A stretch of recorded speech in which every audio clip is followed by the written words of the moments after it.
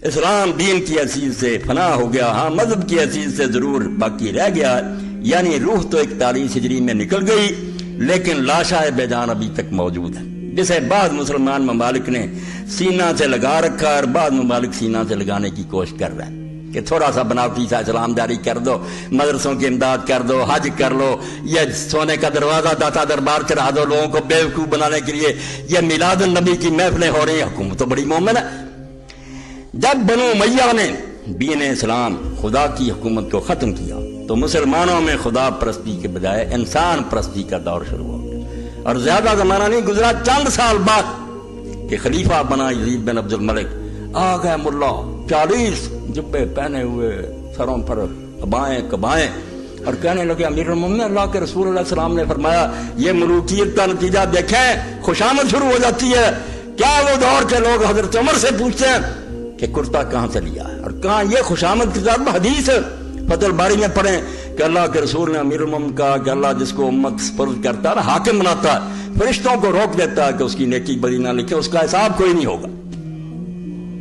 پہلی صدی حسین سر نہ دیتا تو دین تباہ ہو جاتا، یہ بچا گیا کہ یہ جو کچھ ہو رہا نا ہوتا رہے، روک نہیں سکتا، روک تو سکتا ہی نہیں تھا، اس کا باپ بے بس ہو گیا تھا جب پوری دنیا کو حکمران تھا، مکاری کی وجہ سے اس کو فیل کر دیا، حسن حکومت چھوڑ گیا، ان کے پاس کیا تھا، 20 سال ہو گیا تھا شکنجا کسے، یہ جانتے تھے کچھ نہیں ہوگا، مگر یہ ہونا چاہیے تھا کہ کم از کم لوگوں کو پتہ چل جائے کہ سب کچھ خلاف اسلام ہو رہا ہے، یہ نوٹ آ جائے کہ یہ دین نہیں ہوتا رہا۔ اس وقت حضرت امام زہری بیٹھے تھے پاس، خلیفہ نے پوچھا کہ زہری یہ حدیث صحیح ہے؟ اب انہوں نے جرأت سے کام لے کر کہا کہ امیر المومنین نے وقت کا حاکم بنا یا اللہ کے نبی بنے؟ اس نے کہا نبی بنے۔ انہوں نے سورہ سواد سے پڑھا کہ اللہ فرماتا ہے داؤد ہم نے زمین میں تجھے حاکم بنایا، حق کے ساتھ فیصلے کرنا، خواہش نفس کی پیروی نہ کرنا ورنہ تباہ ہو جائے گا۔ اس نے کہا نبی کو خدا کہہ رہا، یہ کون؟ اس وقت اس نے یزید نے بھی کہا کہ اللہ انہیں غارت ہے، یہی ہمیں تباہ کر دے۔ تو ایسا ہوتا اگر خوش آمدی اٹھ کھڑے ہوتے ہیں، حدیثیں گھڑی جاتی ہیں، لوگ انعام پاتے ہیں، یہ جتنی رسمیں اب دین میں چل رہی ہیں، اب میلاد النبی کا پڑھ رہے، میں ویسے نہیں کرتا، صرف توجہ دلاتا ہوں کہ حکمران دین کا کیا حلیہ بناتے۔ بریلوی حضرات ہیں، دیوبندی ہیں، اہل حدیث ہیں، شیعہ سب جانتے ہیں کہ 604 ہجری تک دنیا میں میلاد النبی کے نام پر کچھ نہیں ہوتا تھا، کہیں نہ کوئی محفل ہوتی تھی، نہ کوئی دن مناتا تھا، نہ کسی کو یہ پتا تھا۔ 604 ہجری میں الملک المظفر شاہ اربل عراق کا حکمران تھا، اس نے دیکھا کہ ادھر عیسائی فوجیں بیٹھی ہیں، مقابلہ شروع تھا، کرسمس ڈے آیا، انہوں نے دسمبر میں حضرت عیسیٰ علیہ السلام کا دن منایا، عید میلاد المسیح۔ اس نے کہا اپنے نبی کا منا رہے ہیں تم بھی مناؤ۔ ابن دہیہ عالم کو بلا لیا، حلوے پک گئے، بکرے ذبح ہو گئے، مرغ ذبح، ہزاروں بکرا، اب لوگوں نے کھایا، ناچنے والے ناچے بھی، اس میں بھی خود بادشاہ بھی ناچا، رقص کیا اس نے، اور بعد میں اس کو ابن دہیہ کو خلعت دیا، پیسے دیے، چل پڑا، آگے سے آگے بڑھتے جلوس شروع ہو گئے۔ تو حکمران ہوتے ہیں لوگوں کو بیوقوف بنانے والے کہ کچھ ایسی رسمیں کرتے رہو کہ خوش رہیں کہ یار ان سے زیادہ محب رسول کون، اصل دین کا نام نہ لے لیتا، حدود اللہ کو ختم کرو، نافذ نہ ہونے دو۔ جب بنو امیہ نے دین اسلام یعنی خدا کی حکومت کو ختم کیا، دین اسلام کیا؟ خدا کی حکومت، وہاں انسان نہیں حکومت کرتا، نام ہوتا ہے کہ فلاں بیٹھا، فلاں کچھ نہیں، فقیری میں بھی امیری میں بھی وہ اللہ والے تھے، غیور اتنے، بظاہر کہتے ہیں کہ حضرت عمر حکمران، کیا حکمران؟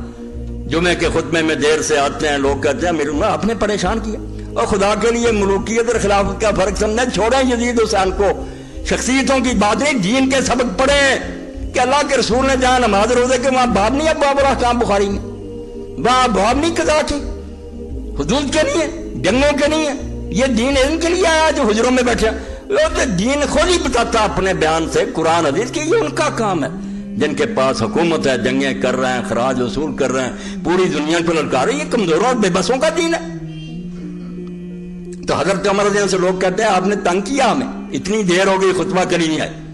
آپ نے فرمایا اگر اس کے سوا کوئی اور کرتا ہوتا نا، وہ میں دھونے کے لیے دے آتا، دوسرا پہن کر آ جاتا، مگر خدا گواہ یہی کرتا تھا، اس کو خشک ہوتے دیر لگی، اور اس پر بھی لوگوں نے دیکھا تو 8 سے زیادہ پیوند تھے۔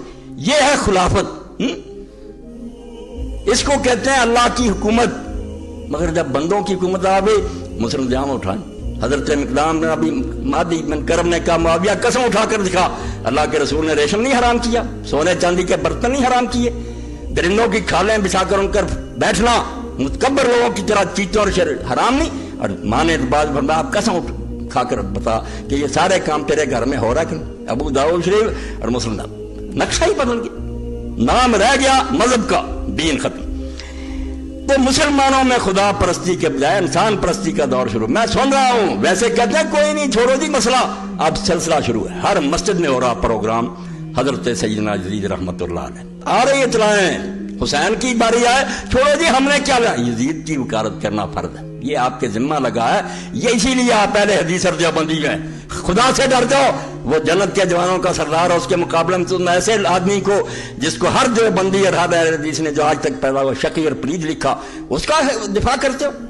اللہ کا خوف کرو، انسان پرستی کا دور شروع ہو گیا اور سب جانتے ہیں کہ آخر الذکر اول الذکر کی ضد کہ دونوں کام اکٹھے نہیں ہو سکتے، انسان پرستی ہوگی تو خدا پرستی نہیں رہے گی، اور دو ضدیں کبھی ایک ظرف میں جمع نہیں ہو سکتی، دو چیزیں ایک جگہ جمع ہو سکتی ہیں کہ خدا کی بندگی اسلام سکھائے یہاں بندے حکومت کرنے لگے، ایک انسان پرست کبھی ہرگز خدا پرست نہیں ہو سکتا۔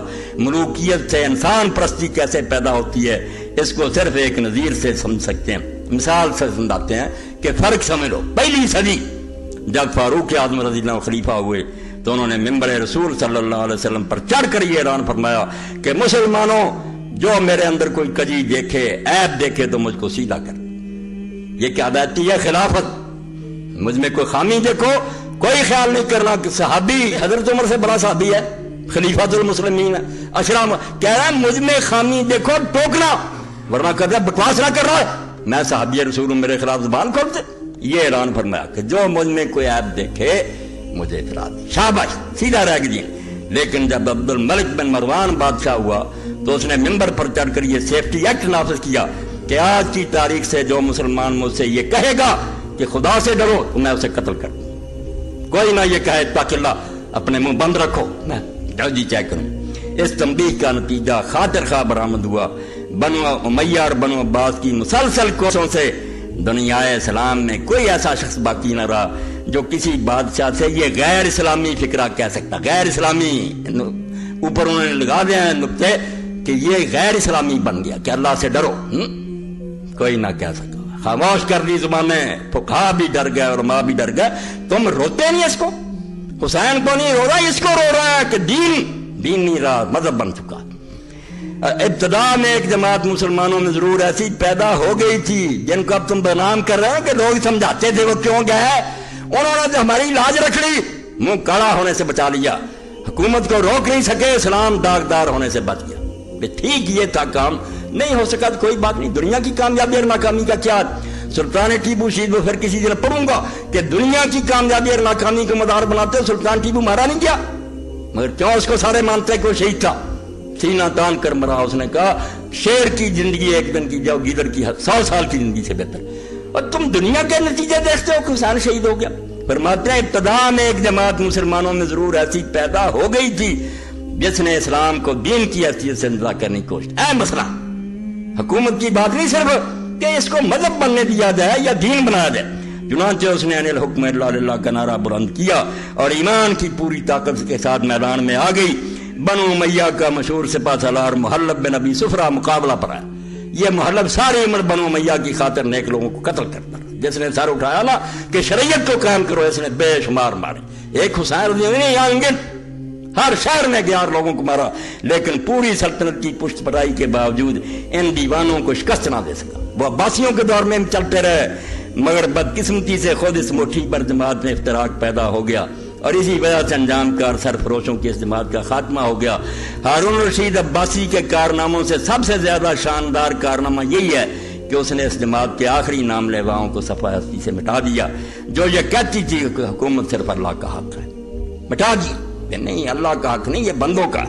اس لیے مہدی کے فرزند کو مسلمانوں پر حکمرانی کا کوئی حق نہیں، وہ کہتے تھے یہ مہدی کا بیٹا ہارون رشید کوئی حکومت نہیں کر سکتا، قرآن راج کرے گا، یہ مسلمانوں کا حق ہے کہ جس کو چاہیں خلیفہ یا امیر منتخب کر لیں۔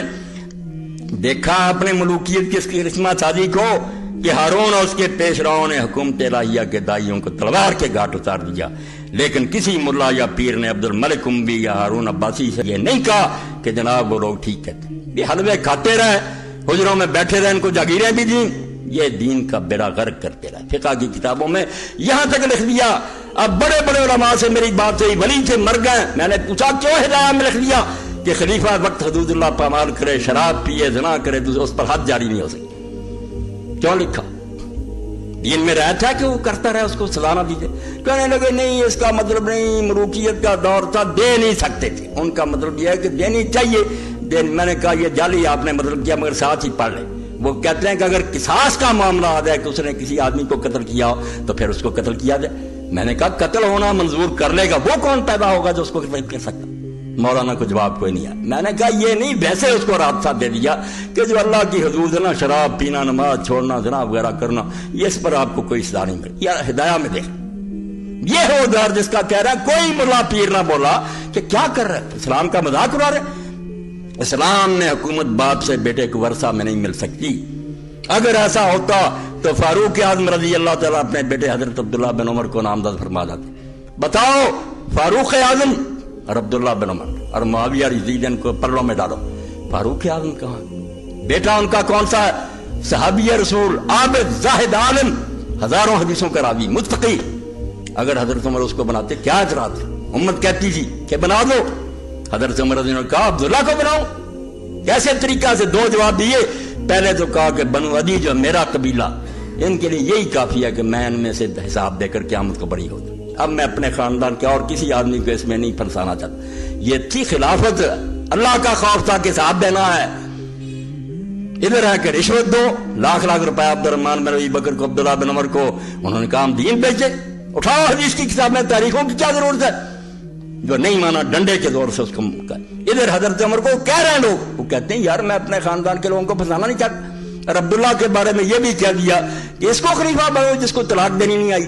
حیض کے دنوں میں بیوی کو طلاق دے دیجیے, وہ حرام ہے. حضور کو پتا چلا, فرمایا طلاق واپس لے جب پاک ہوگی طلاق. اس کا حوالہ دیا طلاق دینا نہیں جانتا, خلیفہ بن دے. یہ یزید سے بھی کیا گزرا تھا, توبہ توبہ, کوئی شرم کرو. مگر وہ خلیفۃ المسلمین تھے, انہوں نے کہا نہیں بیٹے کو نہیں بناؤں گا. اس لیے آپ تخت و تاج سے دستبردار ہو جائیں اور مسلمانوں کو قرآنی تعلیمات کے مطابق اپنا امیر خود منتخب کرنے کا موقع دیں. اس لیے اقبال ملا اور پیر دونوں کو ملوکیت کا معاون سمجھیں. دھوکہ نہ کھائیں, ملا پیر ایک ہی ہوتے ہیں, فوج کے ساتھ ہوتے ہیں, مارشل لا کے ساتھ ہوتے ہیں, لوگوں کو دھوکے دینے کے لیے بیان شان دیتے رہتے ہیں, پھر ساتھ ہی چلتے رہتے ہیں, کھاتے رہتے ہیں سب کچھ. یہ سچ ہے کہ بنو امیہ اور بنو عباس کے دور حکومت میں بعض علماء نے ملوکیت کے خلاف صدائے احتجاج بلند کی, لیکن بادشاہ نے طاقت کے زور سے ان حق پرستوں کو اسی طرح ختم کر دیا جس طرح انگریزوں نے 1857 کے بعد ہندوستان کے حق پرست علماء کو ختم کر دیا. انگریزی دور آیا, جو بڑے علماء تھے جو کہتے تھے کیوں کافر کی حکومت قبول کریں, یا پھانسیوں پر لٹکا دیے گا یا 20 سال کے لیے جزائر انڈمان بھیج دیے, کالے پانی میں مر گئے, باقی آرام سے ساتھ مل گئے, عہدے قبول کر لیے. اس دور میں بھی حضرت حسن کی اولاد سے اٹھے عبداللہ المیز کے بیٹے محمد نفس زکیہ, ابراہیم نفس رضیہ, امام ابو حنیفہ مالک نے ساتھ دیا. امام صاحب نے فتویٰ دیا کہ 50 نفلی حج کرنے سے بہتر ہے کہ ان کا ساتھ. اس ظالم مسلمان بادشاہ کے تختہ الٹو. بیچاروں کو بعد میں بھگتنا پڑا. وہ مدینہ کے قریب ہی شہید ہو گیا. ان کا مشہد وہاں ہے نفس زکیہ کا, مدینہ سے باہر جہاں انہیں ذبح کیا گیا امام حسن کے بیٹے کو.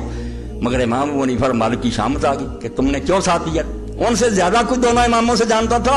اسی لیے علی میاں سید ابو الحسن ندوی تبریزی جماعت کی روح رواں لکھتے ہیں کہ مالک اور ابو حنیفہ کی رائے کو کیسے نظر انداز کر دیا جائے. یہ ابو احمد اور شافعی تو پیدا ہی بعد میں ہوئے جب ڈنڈا مسلط ہو گیا تھا.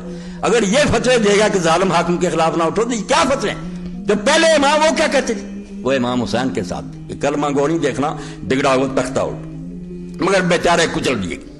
میری رائے یہ ہے کہ بحیثیت مسلمان قوم زندہ ہے. مسلمانوں کے زوال کا باعث صرف ملوکیت ہے جو 41 ہجری میں رائج ہو گئی اور مختلف عناصر اور متعدد عوامل کی بدولت مسلمانوں کی زندگی کا مدار علیہ بن گئی, چلی آ رہی. بس وہ کام چلتا آ رہا, رکا نہیں, بند نہیں ہوا. آگے پڑھوں پھر فرماتے ہیں کہ یہ جو تقدیر وغیرہ کے مسئلے چل پڑے, کہاں تھے یہ مسئلے؟ دین کا تھا 220. واضح ہو کہ تقدیر کا یہ غلط مفہوم مسلمانوں میں ملوکیت کی وجہ سے پیدا ہوا. آیتیں پہلے بھی پڑھتے تھے, حدیثیں پڑھتے تھے, بلکہ تقدیر سے مسلمان دلیر تھا کہ جو ہونا ہو کر رہے گا, ڈرنے گھبرانے کی بات محنت نہیں چھوڑ دی تھی. جیسے اقبال ایک جگہ کہتے ہیں نا, میں نے پیر رومی سے پوچھا, وہ سوال جب اپنے ذہن میں ہے نا, رومی سے مثنوی سے جواب لے دیتے کہ یہ مسئلہ جبر قدر کیا؟ انہوں نے کہا اقبال پر کبے کو بھی ملے ہیں، پر باز کو بھی ملے ہیں۔ کبا ان سے اڑ کر مردار کی طرف گیا، باز ان سے اڑ کر جا کر بادشاہ کے ہاتھ پر بیٹھ گیا۔ مسئلہ ایک ہی ہے، گئے گزرے مسلمان کاہل ہو گئے کہ جب سب کچھ ہونا ہی ہونا تو بیٹھ جاؤ۔ مسلمان جو تھے دلیر ہو گئے کہ چھلانگ لگاؤ، آدمی مرنا تو مر جائیں گے، نہیں مرنا نا کچھ نہیں بنے گا۔ ان کو تقدیر نے شہباز کی طرح دلیر کیا، ان کو کبوں کی طرح سست کر دیا۔ مگر یہ مطلب اس دور میں جاری ہوا، واضح ہو کہ تقدیر کا یہ غلط مفہوم مسلمانوں میں ملوکیت کی وجہ سے پیدا ہوا۔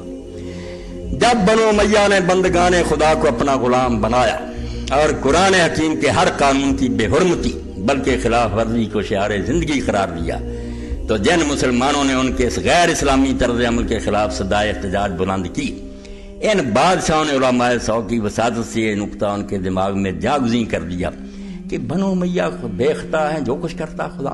مولویوں سے مال لینا کہ سناؤ کیا کرتے ہو، حکومت کے خلاف اٹھتے ہو، بھائی اللہ کی طرف سے ہوتا ہے۔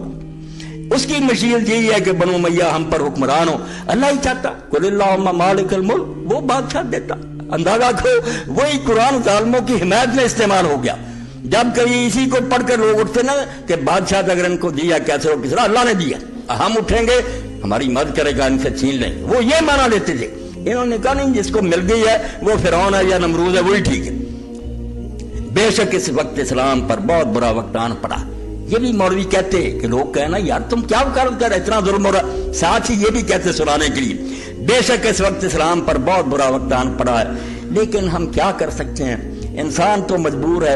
اس میں بھی خدا کی کوئی مسلط ہوگی کہ اس نے ان ظالموں کو ہم پر مسلط کر، جیسے آج کل ہمارے بہت سے دینی بھائی وہ کہتے ہیں حضور نے فرمایا جیسے تم ہو گئے ویسے حاکم ہو گئے، ہمیں سلانے کے لیے حضور کا نام استعمال ہو رہا کہ حکمرانوں کا ان کو برا کہتے ہیں نا، نہیں جیسے تم ہو گئے ویسے، بھئی ان کا قصور نہیں، جیسے ہم تھے ویسے، بالکل جھوٹ بولتے ہیں۔ یہ حضور نے بالکل نہیں فرمایا، جھوٹی بات ہے، مومنوں پر بھی کبھی ظالم مسلط ہو جاتے ہیں۔ اس میں بھی خدا کی کوئی مسلط ہوگی کہ اس نے ان ظالموں کو ہم پر مسلط کر دیا۔ غرض کے ان سلاطین نے مختلف طریقوں سے یہ غلط خیالات مسلمانوں کے دماغوں میں جاگزیں کر دیے، چل رہے ہیں۔ اب بھی سوال تقدیر کا ہی ہوتا رہتا کہ جو کچھ ہو رہا سب مشیت عزتی کے مطابق ہو رہا، اس لیے اصلاح حال کی کوشش بیکار ہی نہیں ہے، بلکہ غیر اسلامی اور قرآنی تعلیمات کے خلاف بھی نہیں کوشش کرنی چاہیے۔ بھائی تم اللہ سے ٹکر لیتے ہو، شاید اللہ ہمیں بنو امیہ کے واسطے سے سزا دے رہا ہے، شاید اسی میں ہمارے لیے کوئی بڑائی مضمر ہو، ہم تو مجبور ہیں، کیا کر سکتے، امت کو سلانے کے لیے گولیاں دے رہے ہیں۔ واضح ہو کہ جبر کی یہ خالص تعلیم قرآن اور حدیث دونوں کے خلاف ہے، کہیں نہیں آیا کہ بیٹھ جاؤ اور بس ہوگا جو ہوگا۔ اللہ اور رسول صلی اللہ علیہ وسلم نے دونوں نے ہمیں عمل صالح بجا لانے کا حکم دیا، تکبیر پر بیٹھنے کا حکم دیا۔ اور اب بعد میں لکھتے ہیں مروکیہ ہے یہ ایک گروہ جن کے دربار بنے ہوئے، توبہ توبہ، حق کہنے سے اب میری زبان کاٹ دی جائے، روضے بنے ہوئے ہیں، گنبد بنے ہوئے ہیں، اولیاء ہیں، صوفیاء ہیں، کیا اب بھی تصوف کونسل بناتی کہ صوفیاء کا کلام پھیلاؤ۔ صوفی کیا کرتے تھے، لوگوں کو بھنگ پھیلاؤ، سنا دو ان کو کہ بھائی اللہ اللہ کرو، آؤ ہم سے ورد وظیفے سیکھو۔ یہ 10,000 مرتبہ پڑھنا، اب 10,000 مرتبہ پڑھتے پڑھتے دن ختم ہو جائے گا، وہ کب خبر لے گا کہ حکومت کیا کر رہی، دنیا میں کیا ہو رہا، حجرے میں بیٹھا من کے پھیر رہا۔ ملوکیت اور ملائیت کے علاوہ تیسری صدی ہجری میں غیر اسلامی تصوف بھی مختلف راستوں سے مسلمانوں کی سوسائٹی میں داخل ہو رہا۔ آپ حیران ہوں گے، سارا قرآن کھنگال جائیں، سارا حدیث کا ذخیرہ، جیسے مذہب نہیں نہ ملے گا تصوف اور صوفی نہیں ملے گا، اور لفظ صالح ہوں گے، مومن متقی صالح، صوفی نہیں آئے گا، تصوف نہیں آئے گا، یہ اسلام کا لفظ ہی نہیں، بالکل دین میں ایک خامخواہ پودا لگا دیا گیا تصوف۔ اور پہلا صوفی بھی آپ حیران ہوں گے ابو ہاشم بنی امیہ میں سے تھا، اور پہلی خانقاہ جو تھانوی صاحب رحمۃ اللہ علیہ فرمائے رمضان میں قائم، فلسطین میں انہوں نے بنائی، خانقاہوں میں گھستا۔ فقیراں چوں بمسجد سب کشیدہ، خدا کے لیے ان خطبوں کو حسینی دین کی بات سن کر نہ سنائیں، اللہ کے واسطے محرم میں مجھ سے یہ دین کا جو ہے نا نوحہ سن لیا کہ دین کیا تھا اور کس طرح مذہب بن گیا۔ فقیراں چوں بمسجد سب کشیدہ، جب فقیر تھے مسلمان مسجد میں صف باندھتے تھے، نماز گرے بان شہنشاہ حاضری، نماز اتنی قوت دیتی تھی انہیں، قرآن سن کر نکلتے تھے کہ اٹھ دو تخت ان کے، وہ جا کر بادشاہوں کے گریبان پکڑ لیتے تھے، تختوں سے اتار کر ادھر پھینک دیے۔ ولے چون دل میں آنے سینہ افسرد، مسلمانہ بدرگاہ خلیل، جب دل سینے میں سو گئے مردہ ہو گئے، مسلمان خانقاہوں میں گھس گئے۔ حضر اس فتح درویشی سے جس نے مسلمان کو سکھا دی سربدیری، فرماتے ہیں لعنت بھیج اس فقیری اور درویشی پر جس نے مسلمانوں کو یہ سکھا دیا کہ جو کافر آ جائے اس کے سامنے سر جھکا دو، اور بدماشوں کے سامنے جھکنا سکھایا، غیرت چھین لی۔ غیر اسلامی سببی مختلف راستوں سے مسلمانوں کی سوسائٹی میں داخل ہو رہا تھا۔ ہزاروں شامی، انصاری اور لاکھوں ایرانی مجوسی اور ان کے علاوہ سینکڑوں یہودی، اشراقی، مشائی، فلسفی اور مختلف العقائد افراد اسلام میں داخل ہو رہے۔ یہ لوگ رہبانیت اور ترک دنیا کے تصورات اپنے ساتھ لائے۔ جن مذہبوں سے آئے تھے وہاں یہی تھا کہ پوجا پاٹ اللہ کی کرتے رہو، باقی دھندے کرنے دو حکومتوں کو۔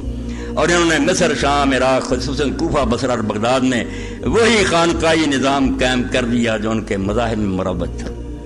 جب ہماری تفاسیر میں اسرائیلی اور غیر اسلامی روایات داخل ہو گئی، وہ کہتے ہیں خانقاہوں کو کیا روئے، جب قرآن کی تفسیر اور حاشیوں میں بڑھا دی روایتیں اسرائیلیوں کی تو ہمارا تصور کس طرح غیر اسلامی اثرات سے محفوظ رہ سکتا تھا؟ مختصر یہ کہ سلاطین، علماء سار، صوفیاء سا، ان تینوں کی متفقہ کوششوں کا نتیجہ یہ نکلا کہ عمل سے فارغ ہوا مومن بنا کے تقدیر کا بہانہ۔ عمل سے فارغ ہوا مسلمان بنا کے تقدیر کا بہانہ، آرام سے بیٹھ گیا، بھائی اللہ کی تقدیر میں ایسے تھا، انگریز آ گئے، ہندو آ گئے، کیا کریں؟ واضح ہو کہ تقدیر کا یہ مفہوم جس کی روح سے مسلمان تارک الدنیا اور تارک العمل پیدا ہو جاتا ہے، ابلیس کا پیدا کرتا ہے۔ یہ دین نے نہیں سکھایا، ابلیس کا۔ چنانچہ وہ خود اعتراف کرتا ہے، میں نے ناداروں کو سکھایا سبق تقدیر کا۔ ابلیس اپنے چیلوں میں کہتا ہے کہ یہ غریبوں کو جو سبق ہے نا، اور تمہاری قسمت میں غریبی لکھی جی، کیوں کرتے ہو امیروں سے ناراضگی؟ یعنی اس لیے کہ اٹھ کر ان سے چھین نہ لیں، اپنا حصہ نہ چھین لیں۔ اور دین تو کہتا ہے، جیسے ابن حزم کہتے ہیں کہ اگر کوئی غریب بھوکا مر گیا اور اس نے بستی کے لوگوں سے مال نہ چھینا اور نہ کھایا، وہ خودکشی کا مرتکب ہوگا، قیامت کے دن جہنم میں جائے گا۔ کہ تیرا حق تھا، ان کے مالوں میں دکان توڑ دیتا، ان کے بینک لوٹ لیتا، اپنا حق لیتا، زیادہ نہ لیتا، اپنا حق لیتا۔ دین کے فتوے اور اس پر لکھا علامہ احمد شاکر نے کہ یار روسیوں کو بھی یہ نہ سوجا جو امام ابن حزم کو سوجا کہ اسلام کیا؟ اسلام کہتا لوگ بھوکے مرے، اپنا حق وہ دے رہے ہیں، ٹھیک ہے، نہیں سے ان سے چھین لو۔ تو فرماتے ہیں کہ ابلیس کہتا ہے میں نے ناداروں کو سکھایا سبق تقدیر کا۔ اسلام تو سراسر عمل کا پیغام ہے، اور عمل صالح کا دوسرا نام جہاد فی سبیل اللہ ہے، اور سرکار دو عالم کی 23 سالہ زندگی عمل صالح اور جہاد فی سبیل اللہ کی زندہ تصویر اور قرآنی تعلیمات کی جیتی جاگتی تصویر۔ یہاں عمل کرو کرو کرو، ہاتھ توڑ کر بیٹھنے کا نام کوئی نہیں۔ یہ سارا کچھ ان کا اپنا ہی فساد اور ساری شرارت۔ خلاصہ کلام یہ ہے، یہ 229 کہ اگر مسلمان دوبارہ سربلندی کے طالب ہے، نسخہ سن لو، صرف تلواریں لے کر کافروں کو نہ مارتے پھرو، اس سے جانیں دے دو گے، شہید ہو جاؤ، کیا بنے گا؟ نظام کی تبلیغ کے لیے لمبا منصوبہ چاہیے۔ خود اپنے ملکوں میں ذہن بدلو، لوگوں کو سید قطب اور مودودی اور اقبال پڑھاؤ تاکہ لوگوں کو پتہ چلے کہ غلبہ اسلام کے لیے کیسے کوشش کرنی۔ پہلے خود تو مسلمان بنو، اس کے لیے تمہارے اندر جذبہ پیدا، پھر یہ کوششیں ہوگی۔ خلاصہ کرام یہ ہے کہ اگر مسلمان دوبارہ سربلندی کے طالب ہیں تو سب سے پہلے صحیح علم حاصل کریں، یہ پہل ہے، عمل بعد میں ہوتا۔ علم اب کیا ہے کہ ہم لوگوں کا علم حاصل کرو، کسی مولوی کے پاس جاتا ہے وہ ترجمہ دیتا، ترجمہ جو ہے رسم حاج کے ثابت راوی روایت ہے، وہ کیا پڑھے گا؟ کسی کا ترجمہ دے گا، اوپر وہی جھوٹے قصے ہیں کہ داؤد علیہ السلام نے بیوی چھین لی تھی، سلیمان علیہ السلام کی کرسی کے نیچے جادو دبایا ہوا تھا، وہ کافر ہو جائے گا۔ قرآن سے کیا ملے؟ پہلے دین صاف کرو، ایسے علماء ڈھونڈو جو یہ خرافات کو رد کر کے صحیح بچوں کو دین دے کہ قرآن اصل میں کیا۔ یہ حاشیے اور تفسیریں پڑھاؤ گے، بے ایمان کرنا ان کو، جگہ جگہ ایسا فلاں پیغمبر نے یہ کام کر لیا، یہ غلط ہے چیزیں۔ صحیح علم، اور صحیح علم یہ ہے کہ اللہ تعالیٰ نے مسلمان کو دنیا میں اپنا خلیفہ بنایا۔ نقطے کی بات، پہلا سبق کہ تو غلامی کرنے کے لیے نہیں آیا، حکومت کرنے کے لیے آیا، اور خلیفہ وہ ہے جو اللہ کے سوا کسی کے سامنے سر تسلیم خم نہ کرے، بلکہ اس میں اتنی طاقت ہو کہ وہ ساری دنیا کو اللہ کے قانون کے سامنے سر جھکانے پر مجبور کر دے۔ بنو امیہ اور بنو عباس نے اسی صحیح علم کو دنیا سے مٹا دیا، اور اس کی جگہ غیر قرآنی تصورات جن کی تفصیل کا یہ موقع نہیں ہے، علماء سو کے ذریعہ سے اور تلوار کے زور سے اور دولت کے لالچ سے مسلمانوں میں رائج کر لیے۔ اس لیے مسلمانوں کا پہلا فرض یہ ہے کہ وہ قرآن مجید کا مطالعہ کریں، سب حاشیے چھوڑ دیں، کوئی ادھر ادھر نہ پڑھا کریں کہ باہر کیا لکھا، صرف قرآن کو دیکھتے جائیں۔ قرآن کوئی معمہ نہیں، بجارت نہیں، یہ ان جعلی لوگوں نے بنایا کہ 14 علم پڑھے تو پڑھے، لوگوں کو فضائل اعمال سناتے ہیں، قرآن نہیں پڑھتے نو عالموں کم بھائی بدوؤں کے لیے قرآن پڑھو کی وہ سمجھ گئے، تم سمجھ نہیں گے، جانتے ہیں کہ اگر پڑھ لیا تو قرآن تو صاف ہے، ہر بات واضح ہو جائے گی تاکہ انہیں صحیح علم حاصل ہو سکے۔ اس کے بعد وہ اپنے مقصد حیات میں ضرور کامیاب ہو جائیں گے۔ اقبال نے اسی نقطہ کو یوں بیان کیا ہے، بس نخستیں بادش تطہیر فکر، مسلمان کو پہلے چاہیے کہ اپنا دماغ صاف کرے، جو غلط خیالات پیدا ہو گئے ان کو دور کرے، صحیح علم قرآن کا حاصل کرے، بعد ازیں آسان شود تعمیر فکر، جب یہ گندگی دماغ سے نکل جائے گی پھر فکر کی تعمیر ہو جائے گی، پھر صحیح خیالات خود ہی آ جائیں قرآن و حدیث کے۔ یہ میں نے نمونے کے طور پر کچھ مقامات پڑھ دیے، ورنہ یہ پوری کتاب اس قابل ہے کہ ارمغان حجاز کا یہ ترجمہ اور تشریح آپ پروفیسر یوسف سلیم چشتی رحمۃ اللہ علیہ کی پڑھیں، روتا رہا کہ 41 ہجری جب آئی حضرت معاویہ، اس کے بعد کہاں اسلام؟ وہ دین ہی جو اللہ کے رسول نے دیا تھا ختم، اور سب سے زیادہ محتاط لوگ یہاں بیٹھے ہوں گے کئی تبلیغ، ابو الحسن ندوی سے زیادہ کوئی صحابہ کو جانتا تھا؟ اس نے صاف لکھا دعوت عظیم میں کہ خلفائے راشدین کے بعد جو لوگ آئے انہوں نے تھوڑے دنوں میں رسول اللہ کا قرضہ بے باک کر دیا، جو حضور دے کر گئے تھے سب کو مریا میٹ کر دیا، کلمہ پڑھتے رہے، نمازیں پڑھتے رہے، یہ سب کچھ ہوتا رہا، یہ اب بھی ہو رہا، اب بھی حکمران یہ کرتے رہیں گے، مگر وہ دین جو ہے اس کی جو مٹی پلیز ہے دیکھ ہی رہے ہیں آپ کہ زنا کی اجازت ہو رہی ہے، اب وہ منگوا رہی ہے عورت جو باقاعدہ پڑھا رہی ہے کہ مرد مرد سے کرے، اور اس نے باقاعدہ انہوں نے ٹیلی فون کیا، اس نے ہاں میرے یہ نظریے ہیں اور میں یہ تعلیم دے رہی ہوں کہ ہم جنسی ہونی چاہیے۔ اب اس سے بڑی قیامت اسلام پر کیا آئی؟ مگر یہ لوگ کہتے ہیں ہم عمرہ نہیں کرتے، کعبے کی چھت پر نہیں چڑھے۔ یہ مکاری اس دور سے شروع ہوا ہے کہ ظاہری کچھ ایسے مراسم اور چیزیں کرتے رہو جس سے امت بیوقوف بنی رہے۔ بتاؤں تجھ کو رمز آیا ہے ان الملوک، سلطنت اقوام عالم کی ہے کہ جادوگری، یہ حکومت کرنا مذاق نہیں، جادوگر ہوتا حکمران، خواب سے بیدار ہوتا ہے ذرا محکوم اگر، پھر سلا دیتی ہے اس کو حکمران کی ساحری، کوئی نیا کام شروع ہو جاتا ہے اور یہ کھیل تماشے بھی شروع ہو جاتے، کبھی کوئی منایا جا رہا دم کہ لوگ بچے بچیاں ان کاموں میں لگے رہے، ان کو یہ سوجے ہی نہ کہ ملک کی کیا حالت ہو رہی ہے، کیا بربادی ہو رہی ہے، کھیل تماشے میں ہوتا ہے۔ اور یہ موسیقی اور کھیل تماشے اور دن منانے، آپ کو پتہ ہونا چاہیے سورہ